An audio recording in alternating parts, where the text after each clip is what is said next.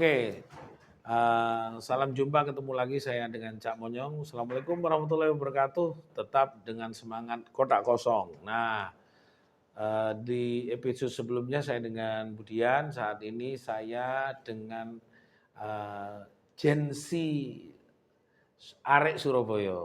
Ya, Gen Z ya? Iya, Pak. Masuk Gen Gen Z Z. ya. Berarti umur berapa sekarang? Umur 22 tahun. 22 tahun. Berarti lahir tahun 2000. 2002. 2000 ya, 2002 ya.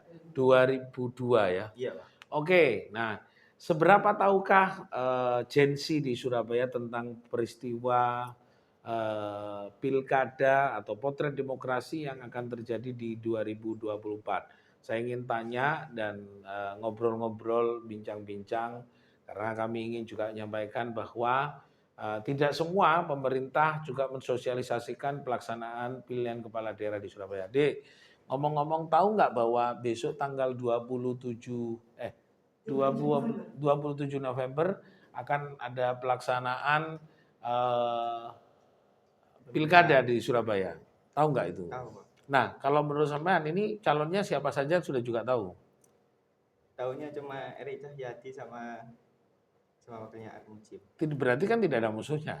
Iya, Pak. Kalau semua berkelahi nggak ada musuhnya, dia menang nggak ada musuh gimana ya? Kalau menurut Gen Z loh ini, masuk akal apa enggak? Kalau di kompetisi kan harusnya ada musuhnya, Pak. Kalau calonnya cuma satu kayak nggak asik, nggak ada musuhnya gitu. Nggak ada musuhnya. Nah ini kalau menurut anak muda aja juga nggak ini menurut anak Gen Z sendiri, kompetisi itu tidak ada musuhnya, itu nggak asik. Berarti bukan kompetisi, hanya mungkin tahlilan atau apa ya. Jadi apa bahasanya tidak menarik. Kalau menurut kamu bahwa harusnya seperti apa potret demokrasi? Kalau Gen Z itu ngomong, loh kok tiba-tiba di umur kita, umur kamu sendiri sudah tidak ada sebuah pelaksanaan pilkada yang tidak ada musuhnya. Kenapa ini sebenarnya kan? Mungkin bisa saja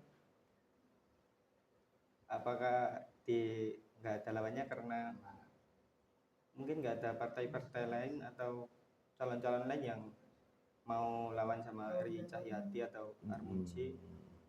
Kalau lainnya kurang paham, Pak. Nggak apa-apa. Menurut daya berpikir atau daya fantasi anak muda sekarang, Gen Z itu sendiri, kalau seorang tokoh lalu tidak tiba-tiba, dia tidak ada musuh, bahkan dia itu menghilangkan semua komponen lawan-lawannya dan tidak memberikan kesempatan untuk bertarung secara politik dengan fair. Menurut kamu seorang pemimpin gentleman atau pemimpin yang sudah nggak mau ada musuh yang lain gitu, tapi dia mau menang, menurut kamu gimana cara mikir anak muda sekarang?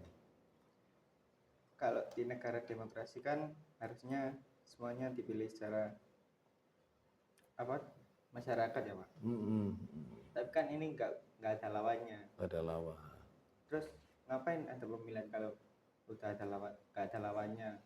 Tapi dia masih mau menang sendiri. Kenapa nggak cari musuh aja atau dari partai-partai lain buat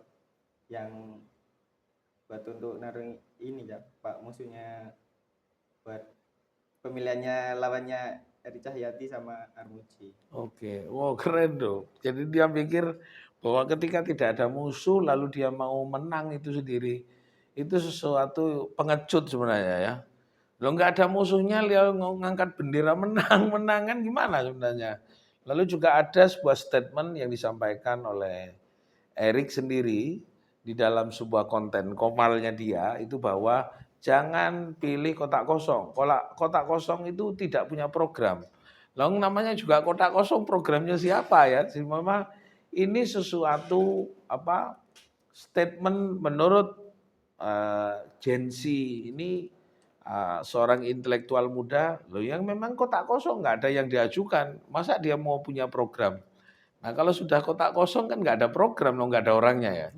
Lalu relevan nggak sih, masuk akal cara berpikir seorang pemimpin Eri Cahyadi itu ketika sudah jelas-jelas ngomong dengan barang gaib katanya suruh ada program. Kalau itu cara berpikir anak muda lah. Jadi Nek wis ngomong mbek kerdus iki, kerdus disuruh presentasi kan nggak masuk akal. Ya. Jadi saya yang gila nyuruh kerdus ngomong atau yang kerdus itu yang gila sebenarnya kan gitu. Sebenarnya menurut pikiran anak muda waras apa enggak gitu aja. Ya kalau itu sih bisa dibilang kurang, Pak. Ya, Kurang kurang waras. kurang waras. Wow, sudah benar katanya anak-anak muda bahwa calon kepala daerah yang kotak kosong hampir semuanya karena sebuah peristiwa politik yang ingin berkuasa hampir dikatakan oleh anak-anak Gen Z tidak waras. Karena apa? Tidak ada musuh tapi kepingin menang. Musuh dengan siapa?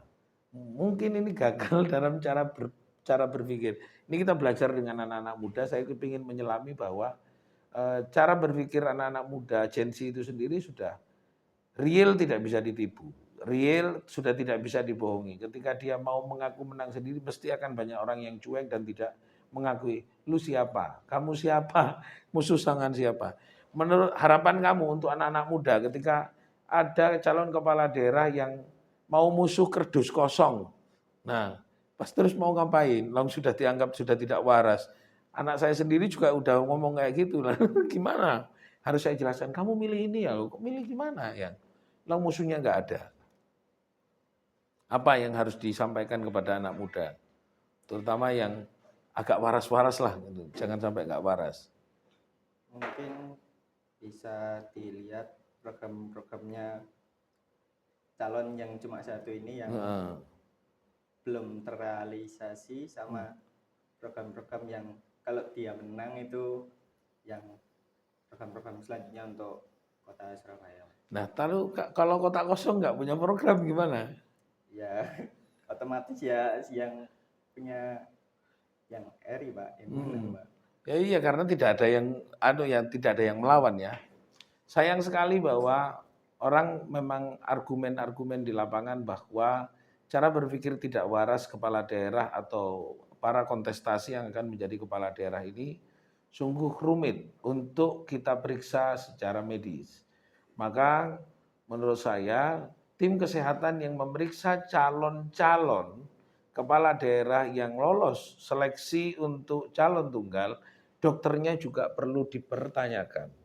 Jadi kalau dia nyatakan sehat jasmani memang tidak kena kadas, tidak kena panu, gatal-gatal, batuk pilek, tapi mungkin yang perlu dipelajari tentang cara berpikir ketika musuh kotak kosong, lalu kotak kosong disuruh punya program.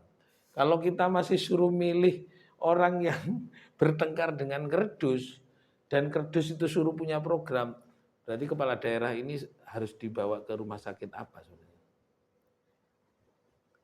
Kalau rumah sakit kurang tahu Pak. Atau dibawa ke dukun terapis atau bagaimana? Ini kita mempertanyakan betul ya.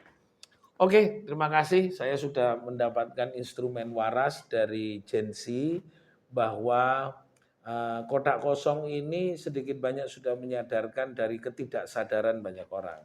Bahwa banyak statement calon kepala daerah yang memaksakan agar mereka dipilih dengan cara yang tidak beradab, cara yang menentang praktek demokrasi untuk tegaknya kedaulatan bangsa, maka yang terjadi adalah banyak pertanyaan besar di dalam pikiran-pikiran Gen Z. Bangsa ini masih waras atau tidak? Salam kotak kosong, tetap untuk generasi Indonesia yang terbaik. Wassalamualaikum warahmatullahi wabarakatuh.